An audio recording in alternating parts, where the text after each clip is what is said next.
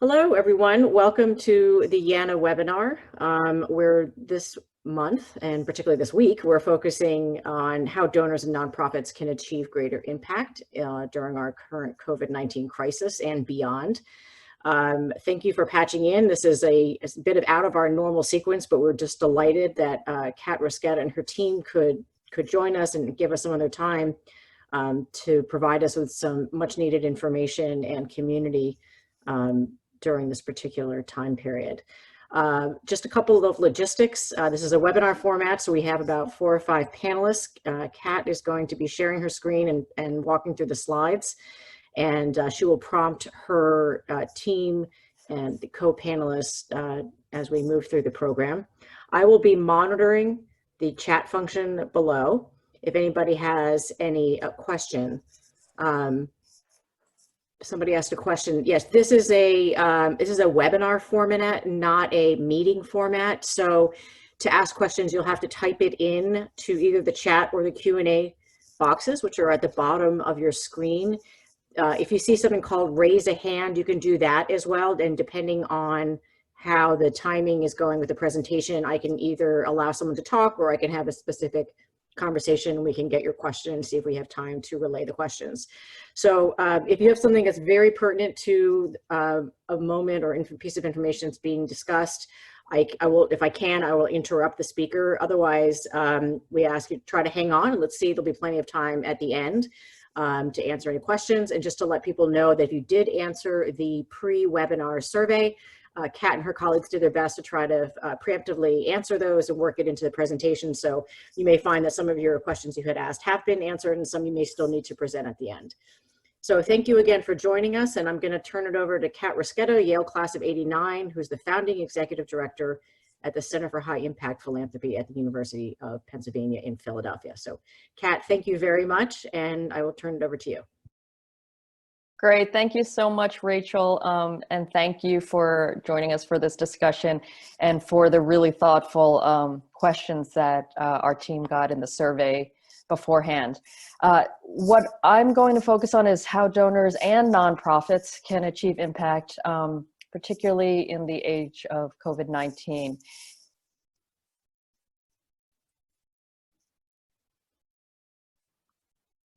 And in terms of an agenda for our discussion, as Rachel said, if you have questions, I am happy to answer them if they're relevant to the what we're covering at the moment, but I'll leave plenty of time at the end. So you can also have the benefit of some of my colleagues' perspectives. We're going to start with what are we talking about when we talk about impact? This was actually a question that came up in the survey, and it's a good one because given our work at the Center for High Impact Philanthropy, not having clarity on that can make it very difficult to understand where you can make a difference. Then I'll talk about what are some of the principles of high impact philanthropy that both nonprofits and donors, grant makers, funders can use so that together we're able to make the difference that we want to make and want to see in our communities. Then I'll share some of our latest work around, well, what does that mean given the scale of the harm that's being caused by COVID-19 locally and around the world. And then, like I said, I'll leave plenty of time for Q&A and I'll invite my colleagues from the Center for High Impact Philanthropy to be involved in that as well. So that's the plan. I want to start with where all of our work at the Center for High Impact Philanthropy starts, which is what do we mean when we talk about impact? And unlike some other webinars, I'm going to need some of your input to get us going. All of you, hopefully in Zoom, can see at the bottom that you've got some tools. One of them is a chat. It's the little bubble right there. And so I'll give you a moment to just find that if you haven't used it before. And when you do find it, click on it. And when you click on it, you'll see that it allows you to type in a message. And Rachel's going to help me with this. What I want you to do is just think about when you hear the word impact, what do you think of?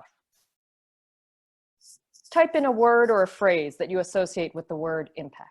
Okay, we say make change, change in circumstances, make it different, outcomes, making a difference. It's a lot of those, building equity, a lot of change, long-term change, sustainable results, effectiveness, meeting the mission, influence, affecting a policy or population or situation, more having an effect, outcomes, high-level results, rectifying structural injustices, measurable effects, Okay, and make a difference. Great. terrific. Thank you for sharing your thoughts on that. Now, part of the challenge that we find is that those differences in words that you use when you thought, oh, okay, here's what I associate with the word impact, as you try to understand how to affect the change you want, those differences actually matter because it can lead you to prioritize different types of information or to focus on certain types of organizations and not others. And so the reality is when people use and hear the term impact, we're really often talking about different things. Right? We're not all saying the same thing or meaning the same thing when we talk about impact. And it really, the differences in how people use that term fall into two large groups. And some of you, the words that you associate are connected to how what I would refer to as evaluation professionals, scientists, certain professional grant makers who are very analytically minded. And in their world and in their use, impact is this. It is a measurable change. So that was a word that we saw that can be confidently attributed. So the connection is we know the cause of that change to a particular program or intervention. Right? So there, what's important is it is measurable. You can measure it with confidence, and you can attribute it to something. Right? For those of you who, if you had a scientific background and you think of a randomized control trial study, right, where you have two interventions or, often a drug, and one of them had the impact of improving somebody's health condition and the other didn't. And that randomized control trial study is designed so that you factor everything else out except for that impact, right? That is a particular and scientific use of the term impact that over the past 10 years has also been adopted by lots of stakeholders in the social sector, foundation folks and nonprofits. And then there's how the rest of us use that term, which is really broad, right? Oh, that program had such an impact on my son. Or that grant, what an impact that had on our organization's ability to serve our clients. That's not a case where any of those impacts were measured via randomized control trial study. It's not something that you can know with certainty it wouldn't have happened if it hadn't been for that grant for that program. But that doesn't mean it's not important. And frankly, that's how most people use the term impact. And the reason I wanted to emphasize this is, given the fact that everybody wants positive impact, lots of people are using this term, and it is very helpful to understand when you're talking to somebody, what exactly do they mean? And I start there because of the questions that we got on the surveys, but also because for the rest of this webinar, my colleagues and I are going to be talking about impact, and I want you to know what we mean. So from here on out, we're going to use the Center for High Impact Philanthropy's working definition of impact. And in particular, we're going to focus on social impact. Now, social impact, one of the things you'll see when I flash the definition is whether you're an evaluation professional or a scientist, or you're sort of the rest of the world of nonprofits and foundation folks or community members, when people talk about impact, there's a perspective that is a blind spot for many, which is sort of ironic, especially given what we do as funders and nonprofit professionals, and that's the beneficiary's perspective. Who gets to define impact?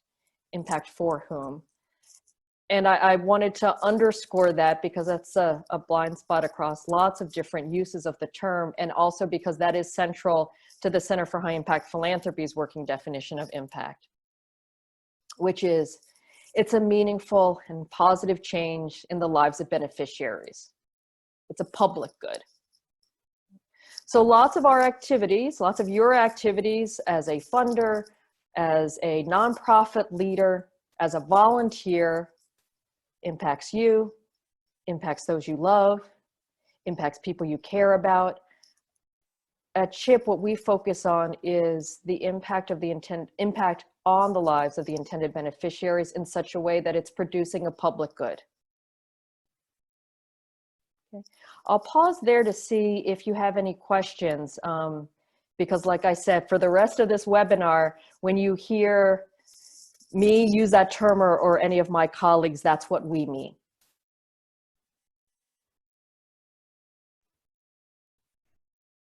I don't see any questions coming up right now. Okay. But I'll keep my eye on that. Great, thanks, Rachel. All right. So now that hopefully you are clear on at least what I mean when I say social impact, let's talk about the principles of high impact philanthropy. I'm going to flash an image on the screen, and this is again is where I'm going to need a little bit of your participation. Each image is representing a nonprofit program or model. And I'm going to flash that image. I'll describe it if any of you are just doing this by phone. And then once again, in that chat box, just type a big old Y if you have ever heard of that nonprofit model or program. Okay? So in a moment, I'm going to move on to another screen. I will flash an image and that is associated with a nonprofit program or model. Go to your chat function, and if you've heard of it, type in a big capital Y. If you haven't, just stand back for now. Okay? Here we go. Scared Straight. Okay. This is a program where you have a young person who is on the wrong track, meaning they are at risk of being arrested. And to avoid that outcome, that young person is brought to a prison, exposed to what life would be like in jail, talk to inmates. And the notion is that experience will scare that young person straight back onto the straight path and away from jail. If you've ever heard of that, put a Y in your chat box. So I would say we have a couple of dozen so far that came up very quickly. Okay, and I can see from my view, it just keeps going up. Yep. Great. Okay, I'm gonna flash the next one. DARE, Drug Abuse Resistance Education.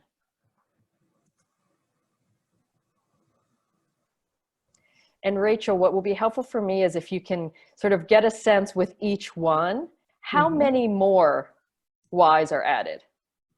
This seems like a lot more. We're up to 56, I think, so far, very quickly. Okay.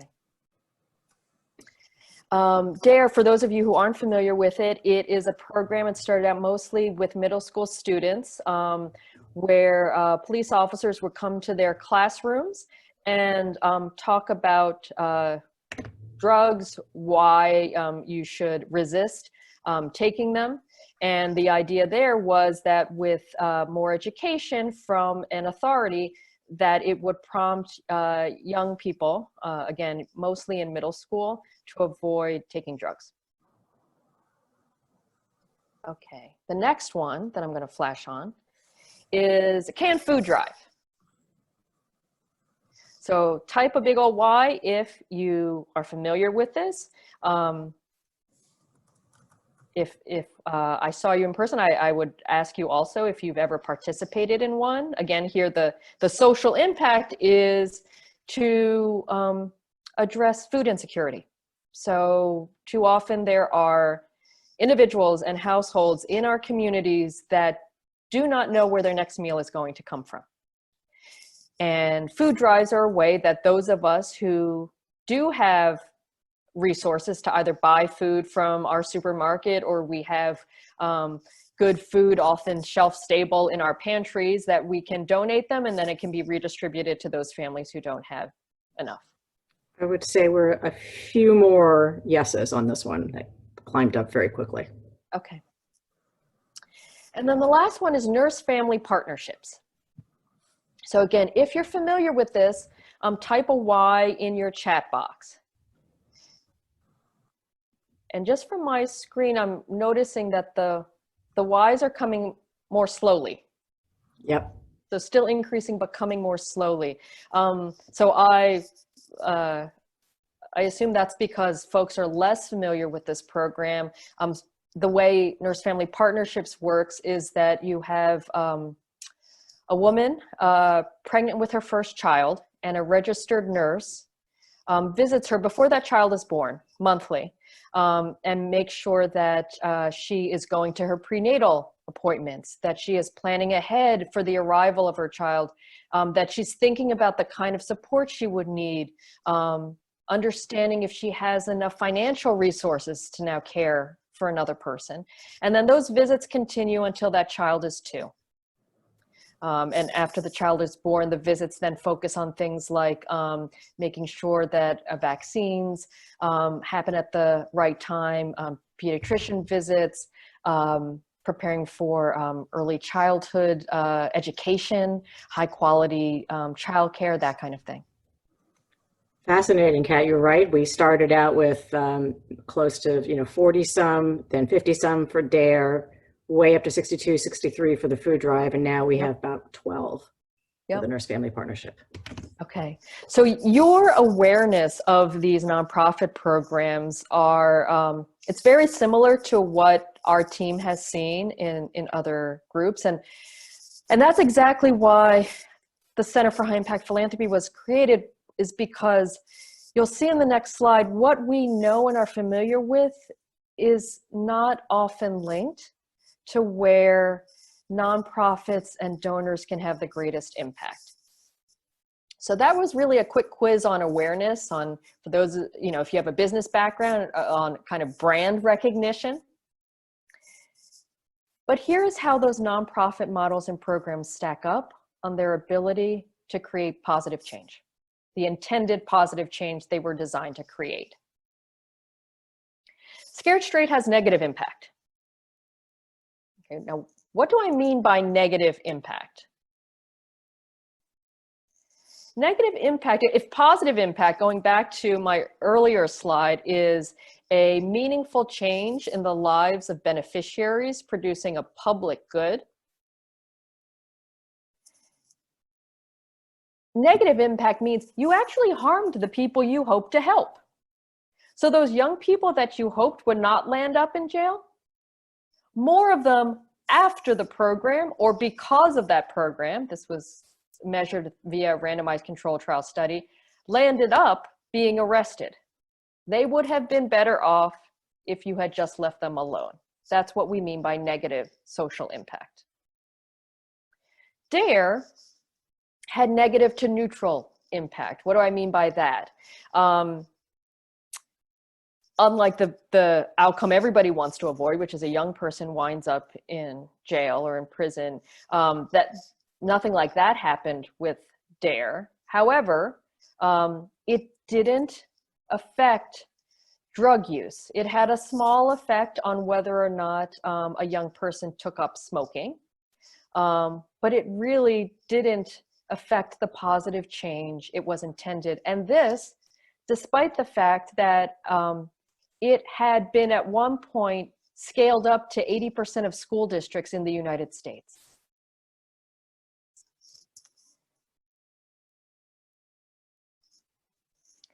Canned food drives. I think if I remember right, Rachel, that had the most and sort of speediest yeses. And that's no Correct. surprise, particularly if you have lived in the United States. This is something particularly around the holidays. You'll see it in churches and office buildings, in schools. It is a way that those of us who have can give to those who don't know where their next meal is going to come from, right? And it does help. We can talk later. There are more efficient ways to address food insecurity, but it not only helps with food, but often because it's so visible, it can help raise awareness of the issue as well. And the one that had the fewest whys in the slowest amount of time is nurse-family partnerships. And yet that is the one that has the greatest social impact, including, and I'll talk about this later, the greatest bang for buck. You know, why don't I go ahead and I'll do a comparison so you can understand what negative low impact looks like even more concretely, and understand what great high positive impact can look like.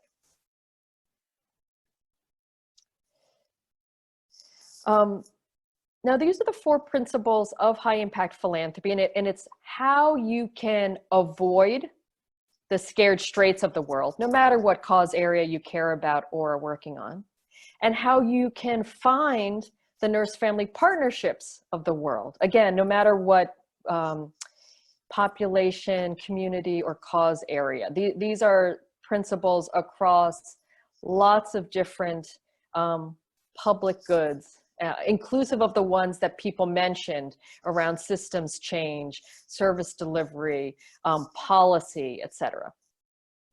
And I'll go through each one of them, but I want to sort of anchor you in a very concrete understanding of low or negative impact and high impact. So scared straight. What do I mean it had negative impact?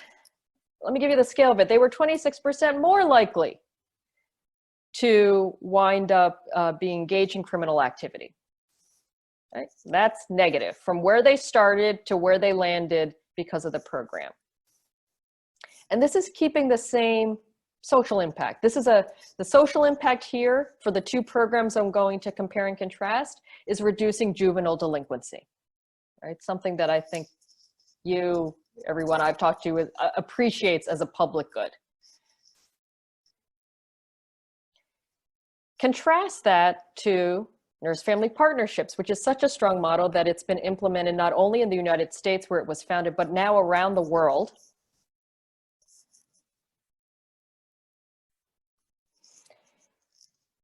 It reduced juvenile delinquency, the same social impact that Scared Straight was targeting.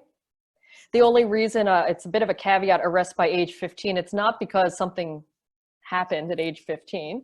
It's just because they actually studied the cohort of kids who were born to those moms up until age 15. And they saw that reduction.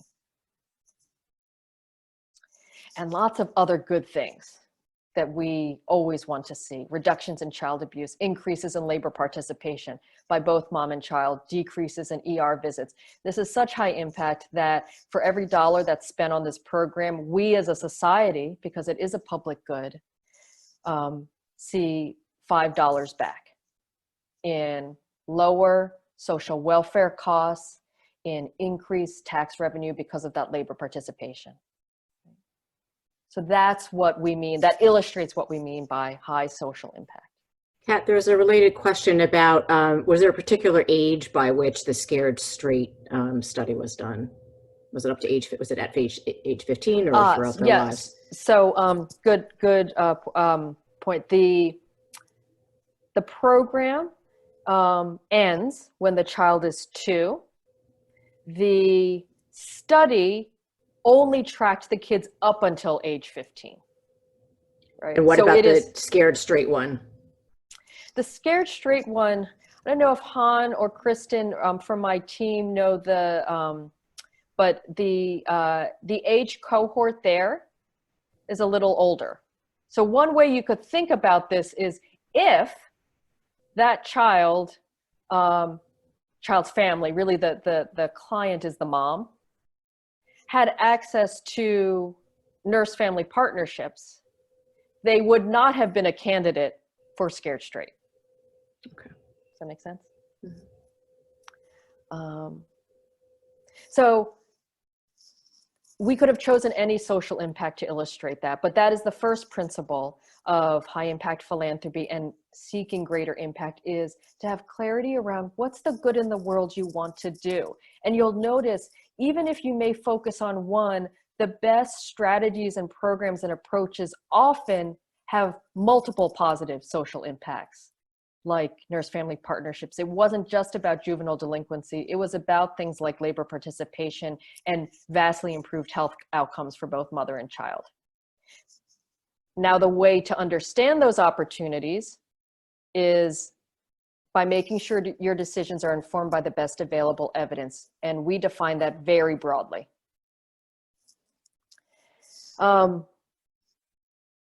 First, no surprise, we're based at a university.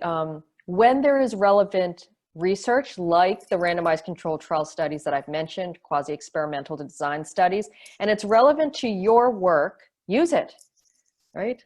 That is for things like cause and effect, right? There is absolutely no reason anybody should be starting a Scared Straight program. There have been multiple randomized controlled trial studies that show those kinds of programs don't work.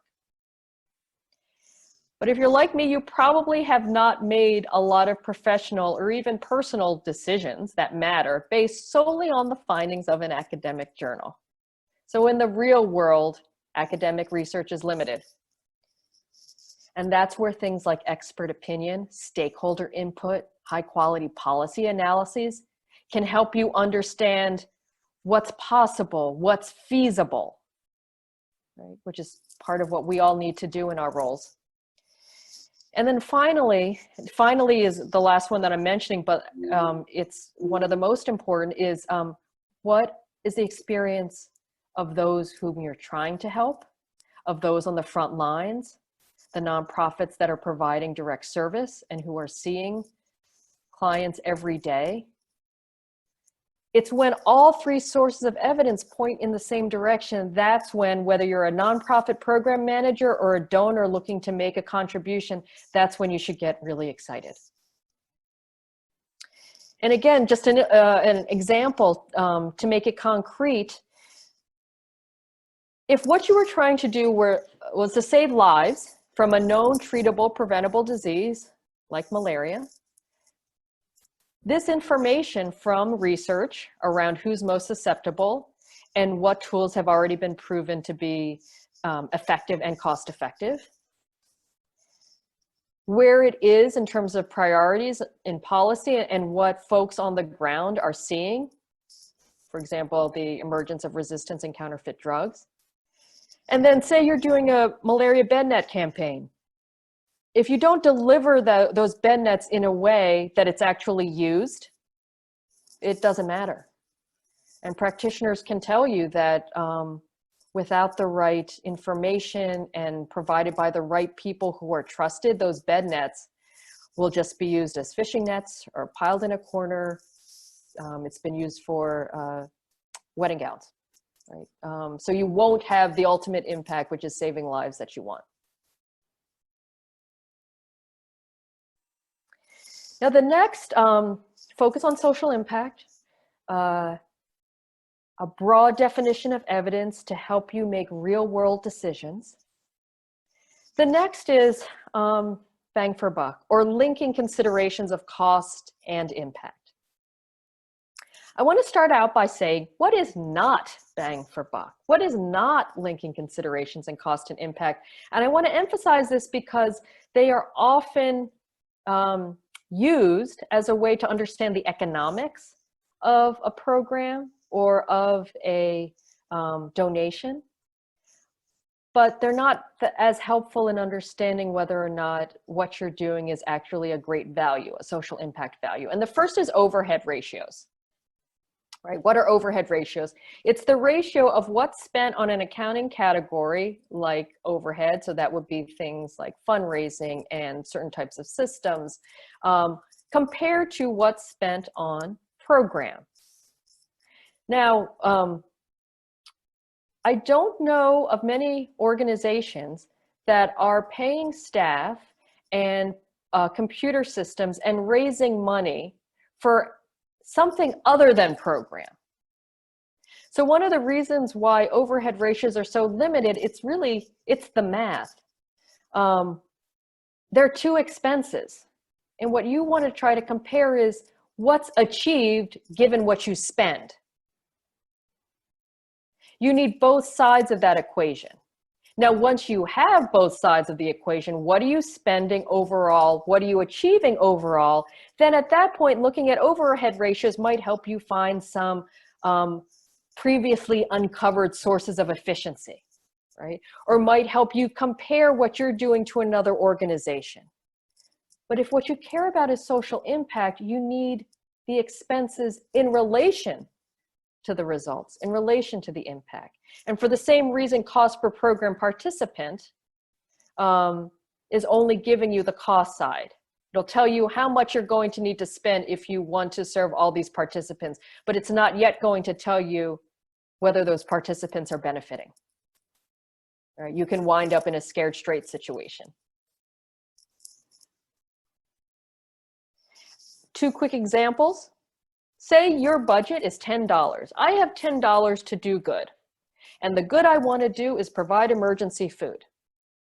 Well, you could go to your ShopRite and buy this for $10, a can of sardines, a jar of peanut butter and jelly.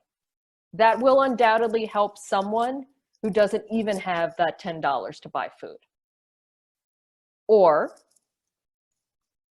you could give it to Feeding America or one of its networks of food banks. And in normal times, and we'll talk about the abnormal times that we're in with COVID-19, they can readily access the surplus of food we have in the United States. And your $10 can go this far. This, for those of you who can see, a pile of food that could feed a family for a week. And that's because they are taking good, healthy, donated food that costs approximately 10 to 20 cents per pound. And your $10 are just being used for the handling fees required to access and redistribute that food. That's bang for buck. So if what you cared about was addressing food insecurity by providing emergency food, one option has better bang for buck than the other. Now let's do it another way. In that case, I kept the budget set. In this case, I'm going to set the social impact. Say what you want to do is ensure that a child who wouldn't normally complete a year of school actually completes that year of school. And it turns out we have multiple tools, particularly outside the US, that we know works for that additional year of school. You could provide a conditional cash transfer. The reason the child isn't at school is because that child is needed at home in a small plot farm to watch her younger children, her younger siblings, while her parents are out in the field or at market. $1,000 means that family doesn't have to trade off their daughter going to school and they're feeding the rest of the family. Or maybe you are working in a community where the real difference is that the poorest kids in that community, they can pay for the books and the school fees, but they don't have enough for the school uniform. And that affects their ability to go, the kind of education they get, the way their peers and other community members treat them, in a way that after several months, they drop out. Providing a school uniform means they are just as deserving visibly as every other child and are treated that way and finish that year of school. Sometimes the reason young people in other parts of the world don't go to school is the same reason that in the winter I have to keep my kid home because he has a fever. In other parts of the world where worms are endemic, they just lack the medication. And a medication, low cost, provided at the right time, can keep them in school. So this is a case where you could achieve your desired social impact in 3 different ways with 3 different price points: $1,000 cash transfer, $100 uniform giveaway, or $3.50. And understanding that if you are in a community where all 3 are relevant, you will have more impact with the lower cost option. Of course, you may be in a community where only one of these are relevant. In that case, you choose the one where there's evidence of social impact. And because I want to make sure we have sufficient time to talk about what impact looks like in the age of COVID-19, I'm not going to go into all the ways to measure and manage. Frankly, that's a whole other graduate course or PhD. But I do want to emphasize that the only way to get to greater impact, because of how dynamic a world we live in, because we're talking about meaningful, positive change in people's lives, is to assume a posture of lifelong learning and to measure and manage and course correct as you go. And so to illustrate this, this is a tool that we used early on to both screen and train our undergraduate research assistants. And it's a program that we had looked at where the social impact goal was to increase literacy among a group of students who were at risk of not being able to read at grade level. And these were the results of a program that had been funded. And the way to read this chart that's on the screen is the x-axis. So grade 1, 2, 3, 4, that talks about or that refers to what grade the child was in when this measurement was taken. The y-axis has 0, you'll see is in the middle of the y-axis. If the line was right at 0, that would mean that the children in this program were reading at grade level in grade 1, 2, 3, 4, 5. Right? That's what this program was designed to do. And yet, when the results came back, all the children in that cohort were still reading below grade level, right? Despite years of this intervention. And the question, when we show this chart to undergraduate research assistants, we ask them, is this a high impact philanthropic opportunity? Is this a high impact program? Should we keep looking at this and maybe include it in our high impact giving guide, which is a free public resource our team publishes every year? And the ones that wind up joining our team will immediately ask this question. Well, what would have happened if those kids weren't in that program? And when you measure and manage, you do that so that you can understand what's going on. And the answer to that is this is where those students would have been. And if social impact is a positive and meaningful change, then the impact is that difference between where they would have been. And by 5th grade, it is very hard to turn around learning outcomes when you're that below reading for grade level. So that is a meaningful difference, even if it's not what we all wanted, which is probably something like this after all that support. So I'm going to pause here just to reinforce what I said at the beginning, which is social impact is a positive change a positive and meaningful change in the lives of the folks, the communities that you want to help. And the only way to understand whether or not you're making progress is to measure and manage. Kat, before you move on, and I know you said you don't have much time to get into the measure manage, but I am getting a lot of questions about that. Sure. Okay. For a lot of the organizations we support that are out there that don't have access to major grant studies, or to institutes like yours, or to academic researchers, what tools can they use themselves or maybe apply to things to kind of start to collect that information and measure it themselves? It's not just most, it's the vast majority of nonprofits don't have, not only do they not have access to an academic center that could do an outside evaluation, they probably are not in a position currently where it even makes sense for them to have a randomized controlled trial study, right? So that's where I go back to our 3 circles of evidence. here are some things that can help you understand how well you're doing that are far short of a randomized controlled trial study performed by a research institute. Are you tracking the numbers of people you're serving? Do you know who they are demographically, by age, by gender? Do you have some mechanism where you are systematically asking them how they're doing? Right? You know, sometimes there can be a false distinction between qualitative and quantitative. Those are just ways to translate or to communicate insight. But if you systematically capture things like who you're serving, how you're helping them, what you're seeing in improvements in their lives, what they're telling you are improvements in their lives, if you can figure out a way to regularly and routinely collect that, right?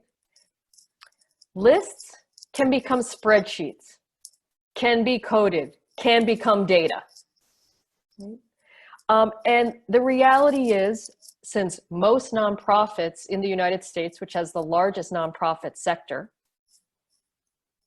have less than $1 million in annual revenue, many have don't have a full-time paid staff person. That doesn't mean you can't have more confidence in your impact, and it doesn't mean you don't have great information that you can communicate to your stakeholders, right? And sadly, one of the things that I've seen, I think it's a great development that more and more people are interested in information on impact. But because of how they're defining impact, and I think in some cases because of a lack of appreciation of the structure of the nonprofit sector, they are asking for inappropriate types of information, like asking a startup that is still trying to make sure that the intended program is working the way it's supposed to, asking them to do a randomized controlled trial study, right? Nurse family partnerships was pushed to scale up and to have studies done long before the folks who had started it were confident that they were even getting the right messages from their clients, right? So these are blunt tools. All of these are blunt tools, but if you're on the front lines and you're working with communities in need, make sure you're actually listening to them. And that's probably one of the easiest things to do, and it's getting easier, is that there are more and more listening tools available. And the Fund for Shared Insight is one place you might want to look to if you are trying to figure out how you can more systematically get information about how your work is affecting the people you are trying to help. Let's move on to what this all looks like in the age of COVID-19.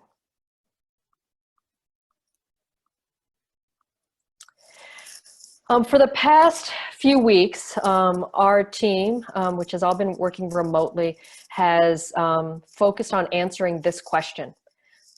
COVID-19 pandemic, how can I help?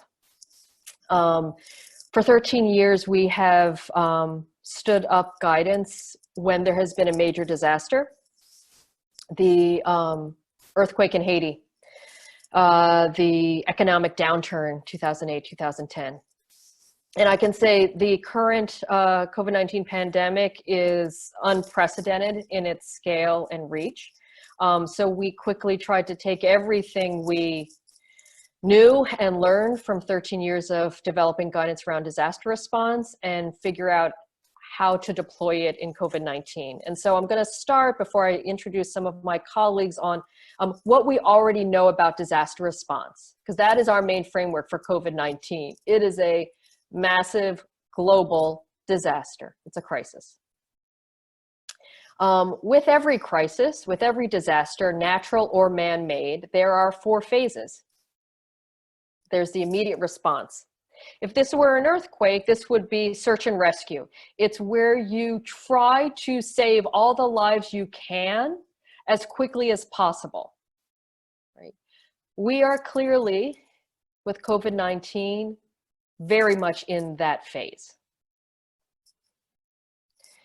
Once things have become more stable, there is a recovery phase where the reason it's a disaster, anything is a disaster, is because it overwhelms the systems that we have to cope.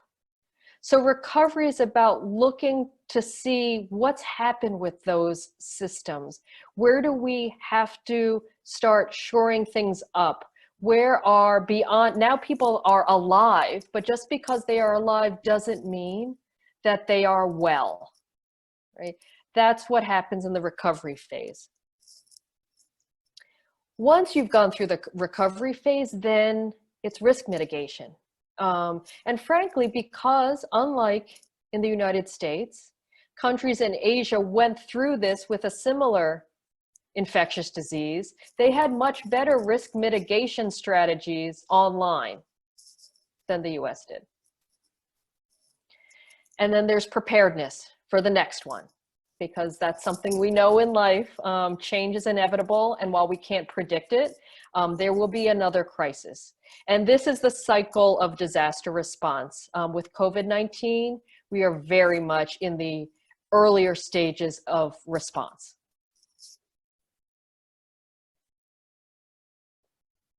Now it's my great pleasure to introduce my colleagues at CHIP, and I'll keep moving the slides through, but I'm going to ask them to comment on each of the areas. So Han La is CHIP's Director of Applied Research. Connor Carroll is one of our many social impact fellows, and he was responsible for overseeing another related project called We the People, How Philanthropy Can Strengthen Democracy, and that's turned into something quite relevant in at least the US response to COVID-19. Mariah Casillas is also a social impact fellow at CHIP who played a big role in bringing together information about the current nonprofit and philanthropic response to COVID-19, and also is a program manager for our education programs, which I can talk about at the end of this webinar. And Kristen Ward is a social impact fellow who served as project manager for Health in Mind, which is our guidance on how philanthropy can better address mental health and addiction. Again, absolutely central to the response to COVID-19. So I'll start with the 3 circles of evidence, because that's where we always start to understand what are the needs and how can nonprofits and donors help. And Han, as I put up some of these categories, if you could just speak to specific examples of what our team looked at to help us understand what's needed in this earliest phase of response to COVID-19. So maybe start with the field experience. What were some of the sources of evidence from the field that were so helpful to our team? Thank you, Kat. For the team, we looked a lot at what was happening to people who were responding to the pandemic and getting their firsthand accounts. We spoke to several healthcare workers as well as other essential workers to get their ideas about what were the urgent needs that their patient population and communities needed. We also had access to surveys that were sent out, such as the one by David Feldman that was sent out to see how young Americans are responding to the pandemic, as well as looking at a lot of the mainstream media posts, because we were focusing first on the urgent needs. The local and mainstream news sources were where a lot of these urgent needs were being reported real time. Great. And then in terms of the other sources of evidence, research and informed opinion, any of the others that you would add, Han, that would give folks a sense of where all this good information lies? Right. So because we're based at a university, of course, we look at research, but there is data that's just unfolding real time.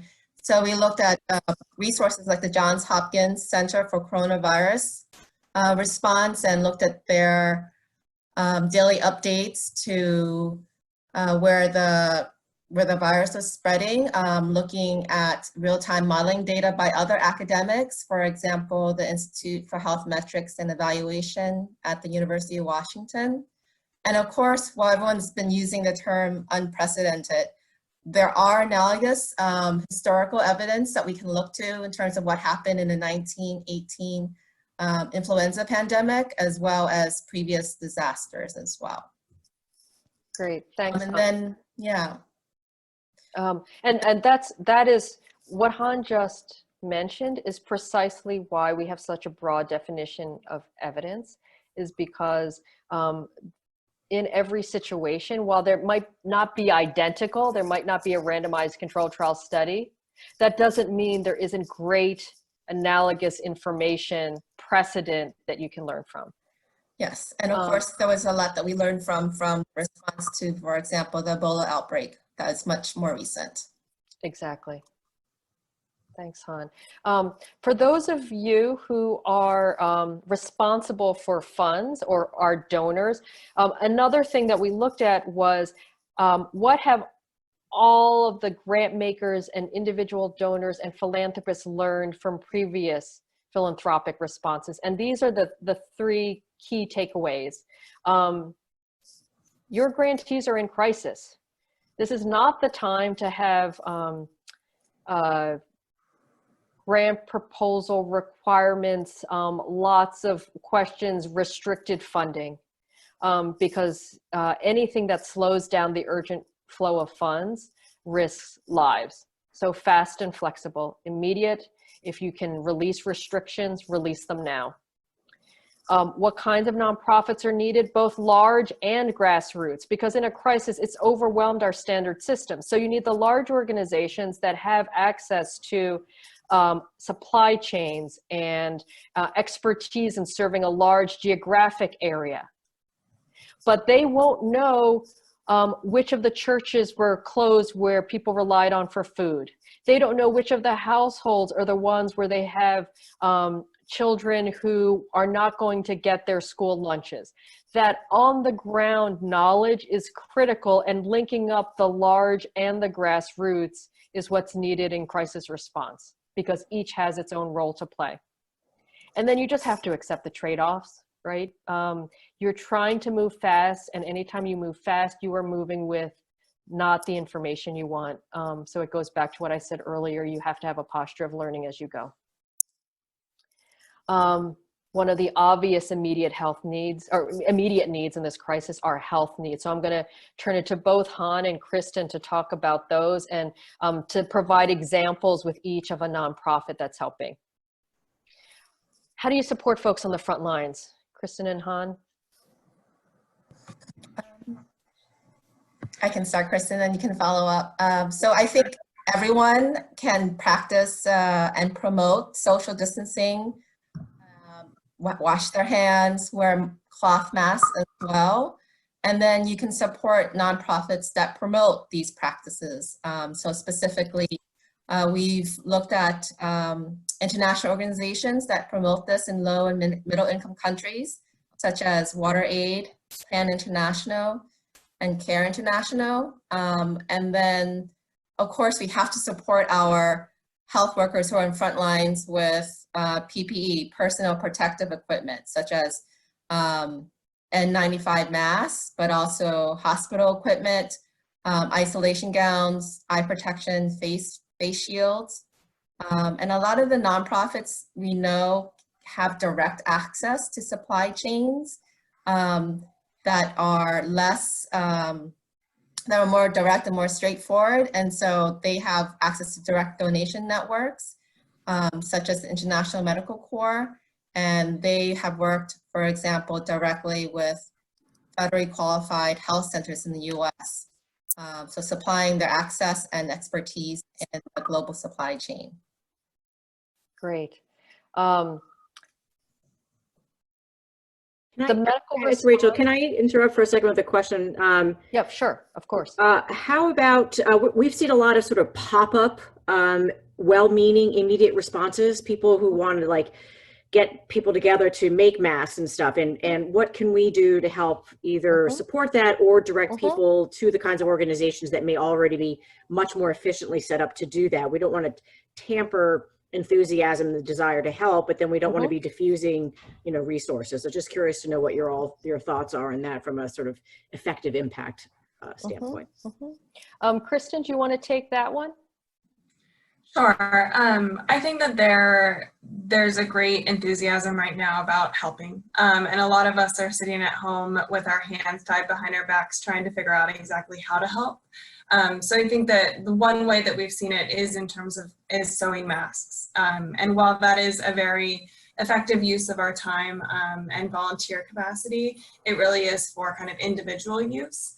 So for those people who are looking to have a broader impact, supporting the organizations that are well equipped to engage with the health system, engage with local partners, and understand the context of exactly what is needed in your local community or your state or in the global setting where you are used to and interested in providing support. I don't think it's an either an or, but more of a both.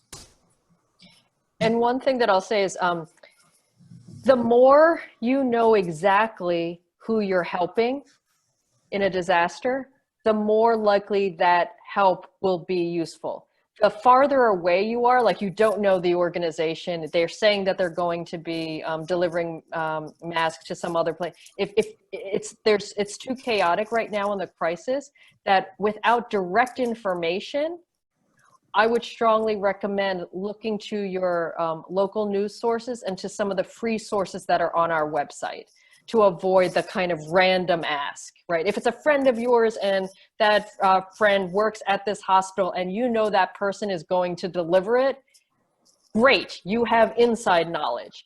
But if it pops up randomly on social media, avoid. And that is precisely why we developed the free resources, so that if you don't know a way to help, those have already been vetted. Thank you. I'm going to move forward because I want to be sensitive to folks' time, but all of what our team is talking about is available for free on our website, including a very deep look into what I know Kristen has described as the second wave or surge of the anticipated behavioral health issues. Isolation, disconnection just makes folks who are already dealing with mental health and addiction more vulnerable, and now means that many of us who weren't in a normal situation so vulnerable are. We still have some of those immediate needs with food. Mariah, can you talk about an example of, in COVID-19, the ways that food is needing to be redistributed?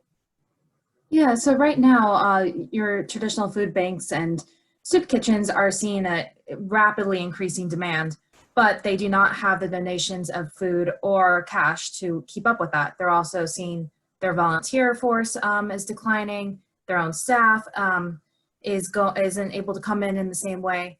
So right now it's about getting the food itself. It's also about meeting the needs of new people, and also coming up with new ways to deliver to the most vulnerable. So for example, seniors can't go to a food distribution center, or we're seeing so much demand that lines are hours long, and some are, they're trying new innovations like more drive-through pickups, but if you don't have a car, how does that work for you? There was also a comment about how even before this, rural areas do not have the same type of support and the same efficiency. So that all is coming into play right now. So really what's important, I think, are and we highlight a couple of member networks of food banks, such as Feeding America and the Global Food Banking Network, because these are the organizations that are going to be able to think about what are the best solutions to rapidly evolving needs. And they can share out networks, knowledge, while also giving cash to local organizations so they can do what they need to do on the ground to make sure they are working with those smaller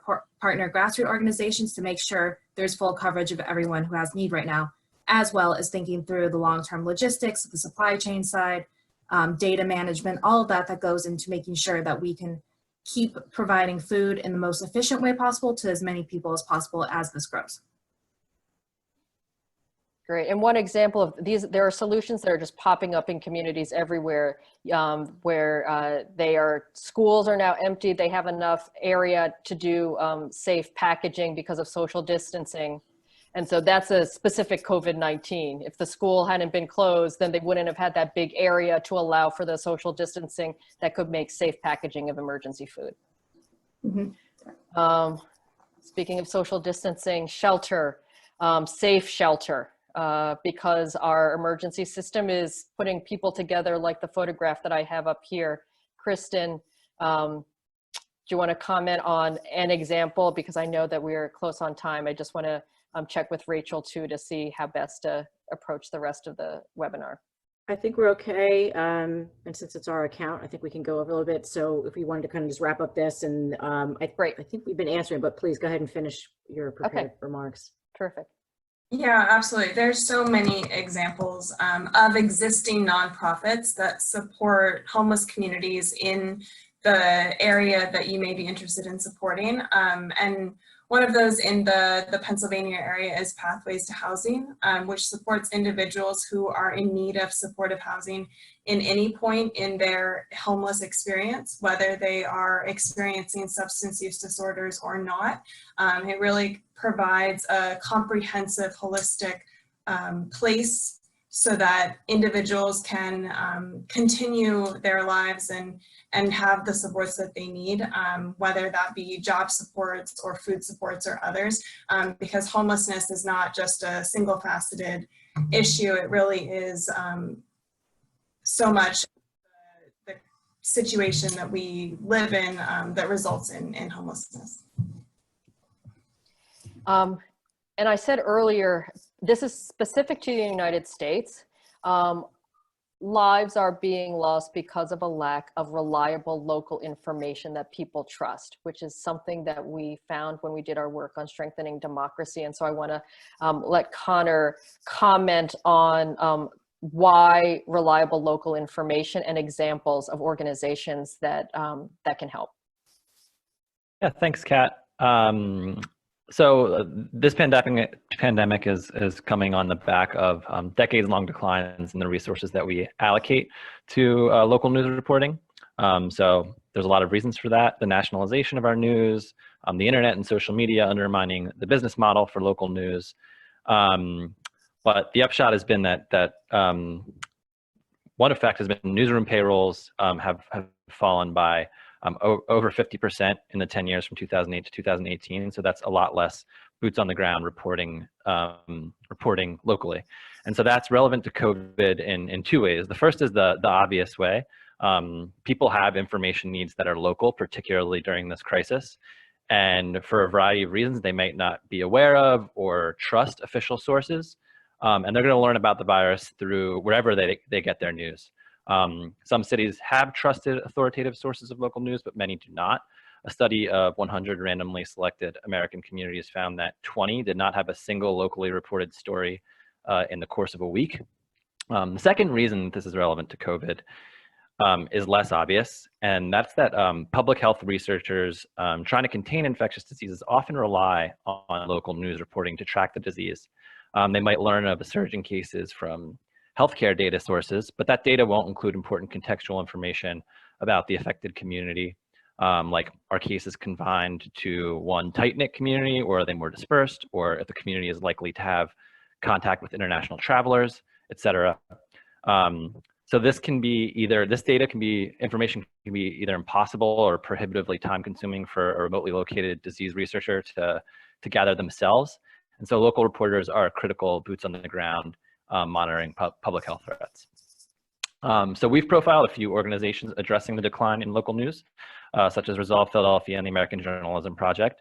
I'm pretty sure I've used up my minute, but I'm happy to provide links to those profiles or share any other relevant resources in follow-up to our discussion today. Thanks. Great, thanks, Connor. And I just wanted to let folks know what's coming up. We are still in the early phases of the COVID-19 response. So our team is monitoring and tracking the nonprofit and philanthropic response to needs that we know will need to be addressed, medical and technological advances. All right. The second curve of mental health that Kristen mentioned earlier, there's education disruption across all phases, not just the K through 12 schools and the universities, but early childhood. The impact on livelihoods and economic security is felt in communities across the country. And nonprofits and philanthropy are a critical safety net. And the needs are growing right as the resources among foundations and others are decreasing. This is a sense where the helpers and the help, we're all in the same boat. And so that will have major implications for the sector overall. We exist, our team, to be a source of knowledge and education for donors around the world who seek social impact. So I wanted to leave by letting folks know there's a lot of public guidance. It's actually, we have a huge commitment to making our guidance public, free, and available to anyone who wants to help. You can find that on our website. In addition, if you are a funder, an individual donor, grant maker from a family foundation, if you advise funders, or you're a practitioner who wants to understand how to incorporate social impact thinking into your work, we also have education programs that are open. But with that, I want to thank you all for your attention and your engagement, and I hope what our team shared is helpful to you in your efforts. Thank you, Kat, and everyone at CHIP. This has been incredible. I'm sure we could go on for hours delving into each of these various aspects. You really covered a lot and appreciate that, getting lots of thank yous. We will be, in the next couple of days or weeks, we'll do a post-program survey from the participants. We'll do a little write-up, we'll share the slides and the video, and I'm sure Kat and your team people will be coming to you, and I hope at the very least, if it drives more people to your website to take advantage of all the resources you're producing out there. Thank you very much.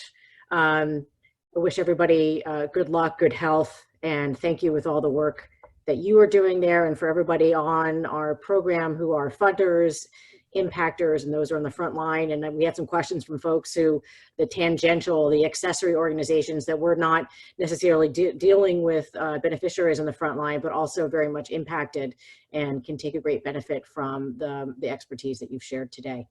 So thank you very much, everyone. We look forward to seeing you in the next webinar, and take care of yourselves and continue on with the good work.